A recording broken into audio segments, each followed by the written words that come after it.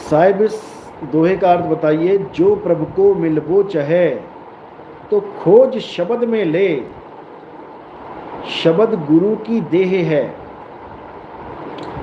देखो, जो शब्द है, पहले तो ये समझ लो वो देह है ही नहीं। और अगर लिखा है कि शब्द गुरु की देह है तो वो स्वरूप की बात चल रही है कि जो गुरु की देह है, असली देह है, जिसको बोला है वा की देह छाया नहीं हुई। कबीर सागर में लिखा है कि उसकी देह की छाया नहीं होगी। तो पहले तुम्हें यह जानना पड़ेगा गुरु की देह कौन सी है। क्या तुम इसको देह मान बैठे हो गुरु की? ये तो मिट्टी है। जो गुरु की असली देह है वो विदेह है, आत्म स्वरूप है गुरु, आत्म स्वरूप। तो जो शरीर को गुरु मान लेते हैं, हमारे भी कई शिष्य हैं जो हमें शरीर मान के बैठे हुए हैं। याद रखो, शरीर मान के अगर अपने गुरु को बैठोगे तो तुम उस भाव को प्राप्त ही नहीं कर पाओगे, क्योंकि पहले तुम्हें गुरु से लगन लगानी पड़ेगी। गुरु से लगन कठिन है भाई, और लगन लगे बिन काज न सरी हैं, जीव प्रलय हुई जाई। गुरु से लगन कठिन है भाई। परमात्मा कभी किसी की मदद नहीं करता, याद रखना। अगर परमात्मा मदद करता होता तो आज तक सबकी मदद कर देता। जन्मों जन्म 84 में धक्के खा रहे हैं, परमात्मा क्यों नहीं मदद कर रहा? परमात्मा मदद नहीं करता। कौन करता है मदद? गुरु मदद करता है, गुरु। इसीलिए बोला गया कि गुरु बड़े गोविंद से, और मन में देख विचार, हरि सुमिरे सो वार है, गुरु सुमिरे सो पार। लेकिन लोगों को समझ में नहीं आता है गुरु बड़े गोविंद से क्यों बोला गया है। अब तुम उसका कंपेयर ताकत में मत करने लग जाना कि परमात्मा की गर्दन काटेंगे नहीं कटेगी, गुरु की काटेंगे कट जाएगी। गुरु की भी नहीं कटेगी, क्योंकि तुम जिसको गुरु मान रहे हो वो गुरु है नहीं। गुरु आत्मा है, शरीर नहीं। तो आत्मेनो आत्मे दी प्रतीत ते कर ही परचा पाए। ये गुरु ग्रंथ साहब की जो वाणी है ना, अभी नहीं समझ में आएगी, समझ लो। आत्मेनो आत्मे दी प्रतीत, इसमें बहुत गुप्त भेद है, रहस्य छुपा हुआ है। आत्मेनो परमात्मे दी प्रतीत नहीं बोला, समझ लो अच्छे से। आत्मेनु आत्मे दी प्रतीत ते कर ही परचा पाए। घर में ही परमात्मा मिल जाएगा। परचा यानी परमात्मा से मिलन। लेकिन उसके लिए क्या करना पड़ेगा? उसके लिए गुरु के द्वारा बताए हुए मार्ग पे चलना पड़ेगा। गुरु से उसका स्वरूप पूछना पड़ेगा। राधा स्वामियों में भजन गाते हैं, गुरु मोहे अपना रूप दिखाओ, ये भी रूप मुझे अति प्यारा, वो भी रूप दिखाओ। कहते हैं ये वाला भी मुझे बहुत प्यारा है रूप तुम्हारा, लेकिन ये सत्य नहीं है। मुझे वो वाला रूप दिखाओ जिसका आप प्रचार करने आए हो, जिस रूप के बारे में आप सबको जागृत कर रहे हो। मुझे वो रूप चाहिए, ये भी मुझे प्यारा है। यानी मेरा गुरु किसी गाड़ी में बैठ के आ रहा है तो वो गाड़ी भी मुझे प्यारी है, उस पर भी मैं बढ़िया से पानी वानी छिड़क के एकदम फूल वूल लगा के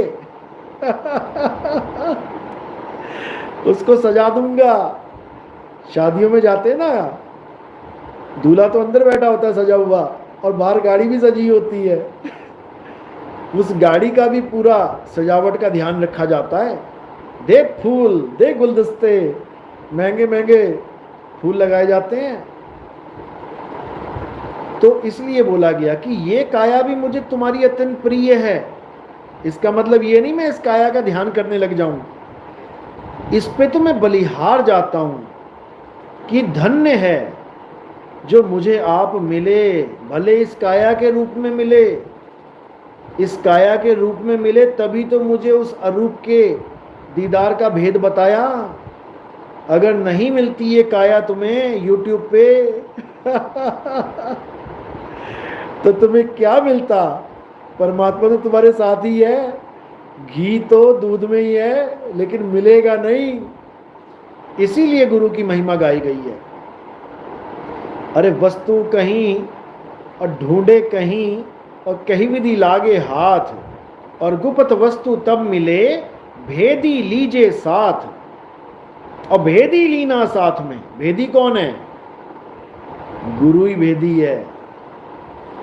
गुरु ही भेदी है, जो तुम्हें YouTube के माध्यम से, जो तुम्हें Facebook के माध्यम से, जो तुम्हें Instagram के माध्यम से, क्योंकि ये आज बन गई हैं ये चीजें, तुम तक पहुंच रहा है, तुम तक अपनी आवाज को पहुंचा रहा है, सोए हुए शेरों को जगा रहा है। अब ये मत सोच लेना तुम्हें जानवर बोल रहा हूं। आजकल ये बड़ा चल रहा है भाई, अगर किसी को कह दो यार ये तो शेर है, तो उसको जानवर समझ लेते हैं कि मुझे जानवर कैसे कहा तूने। अरे भाई, शेर एक भाव है, शेर एक भाव है। जैसे कबीर साहब कहते हैं कि शेर के बच्चे को गडरिया पकड़ के ले गया, जंगल से उठा के ले गया, बकरियों में मिला लिया, और एक दिन शेर आया, उसे बकरियों से अलग करके वापस ले गया। अब कोई ये कहे कि ये तो शेर बना रहा है तुम्हें, जानवर बना रहा है, ये तो तुम्हें शेर बना दिया इसने, तुम्हें मांस खिलवाएगा, ये तो तुम्हारी पूंछ लगा दी पीछे, तो उसके जैसा बेवकूफ इस दुनिया में कोई नहीं है। ये सब भाव होते हैं, भाव, ये सब भाव हैं। जैसे कई कहते हैं हिरनी जैसी चाल। अब बताओ, अब हिरनी की 4 टांगे होती हैं, तुम देख लो जरा कैसे चलती है हिरनी। वो 6-6 फुट की छलांगे मारती जाती है हिरनी। तो कौन 6 फुट की छलांग मार रही है यहाँ पे औरत? लेकिन हिरनी जैसी चाल बोल दिया जाता है कि बड़ी मस्त चाल है भाई, अच्छी चाल है। कई लोग और भी उदाहरण दे देते हैं। हमारी बेटी तो गाय है, गाय। अब वो गाय सींग वाली गाय थोड़ी नहीं है। गाय का मतलब है कि बहुत शरीफ है, सीधी है। लड़की सीधी हो तो गाय कह देते हैं, लड़का सीधा हो तो गधा कह देते हैं, गधा ये। तो इसका मतलब ये थोड़ी नहीं हो गया कि वो गधा ही हो गया। उसकी बुद्धि को गधे के साथ कंपेयर करवा दिया कि गधा ही है ये, 1 नंबर का गधा है ये। तो बात ये है।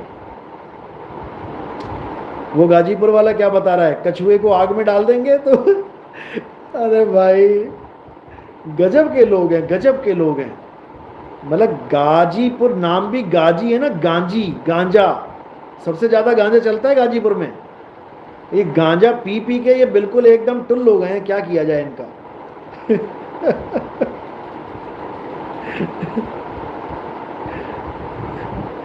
मोहम्मद नबी नागण वर्गी साहिब जी।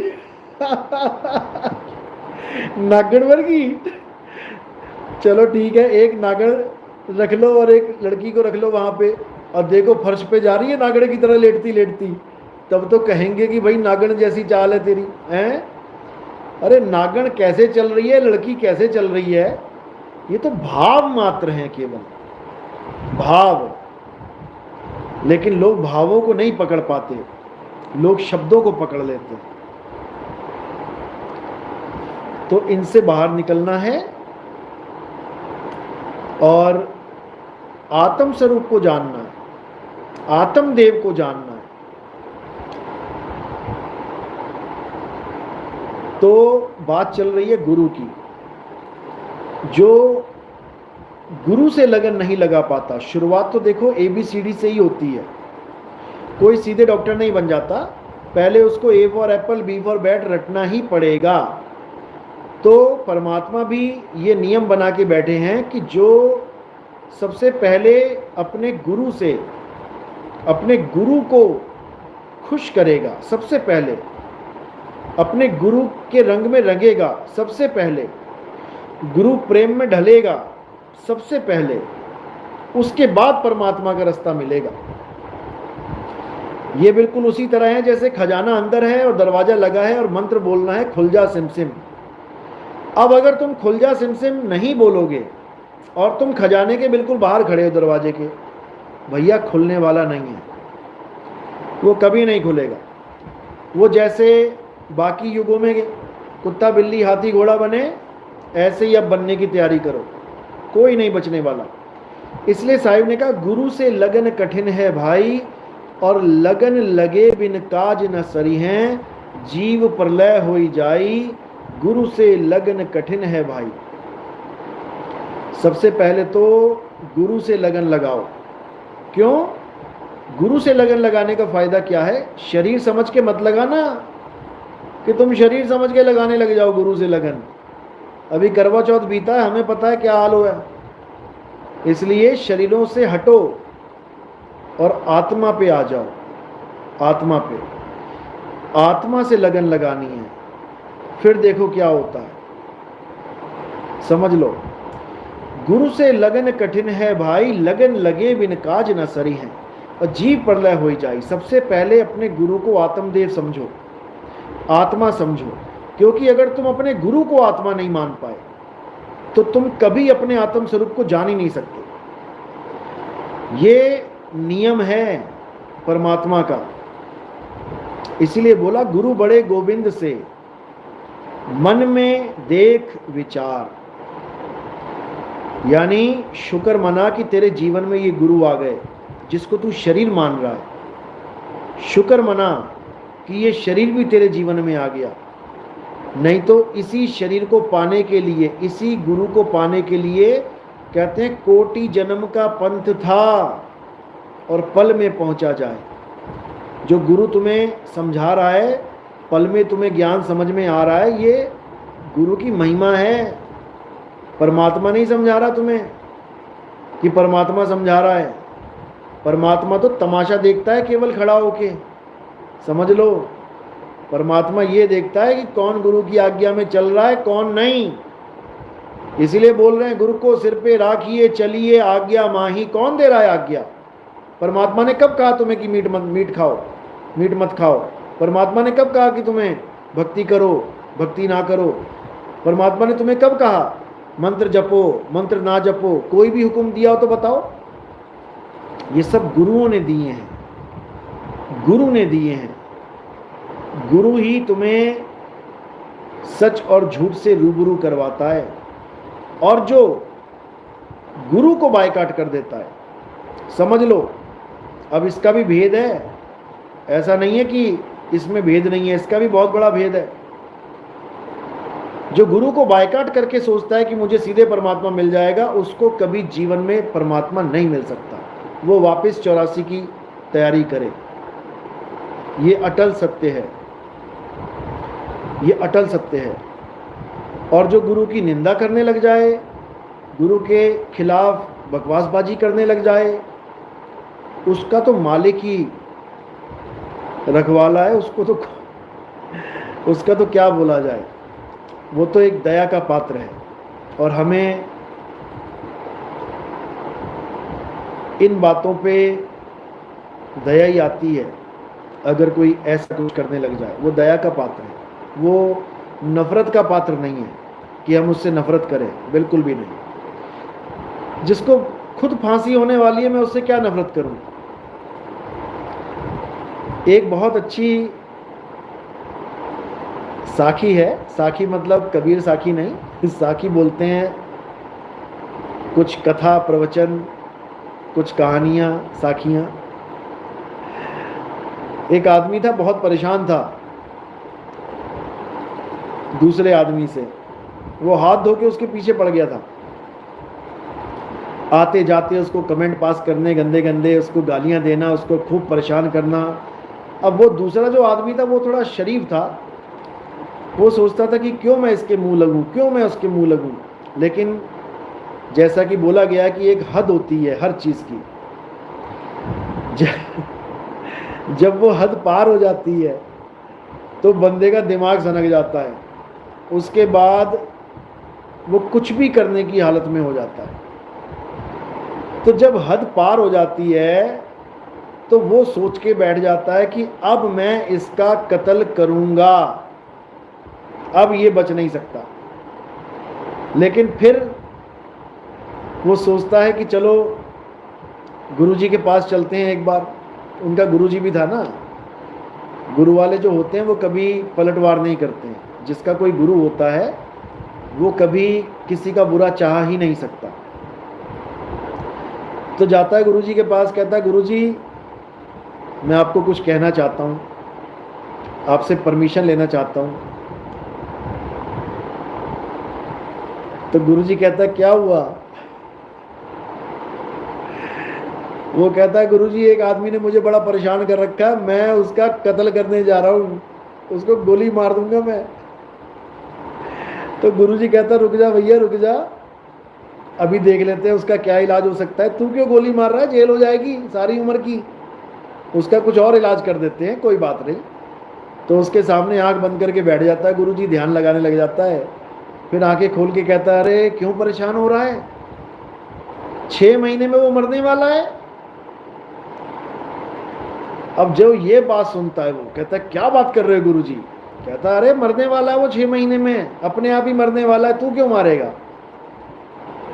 कहता है क्या बात है गुरुजी, दिल खुश कर दिया आपने, मरने वाला है वो, क्या बात है।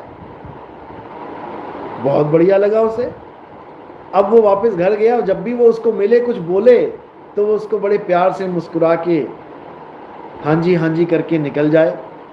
कभी उसके लिए कोई फल फ्रूट ले जाए, भैया ले ले यार कोई बात नहीं, गालियाँ दे रहा है कोई बात नहीं ले खा ले। कभी उसके लिए कुछ ले जाए, कभी कुछ ले जाए।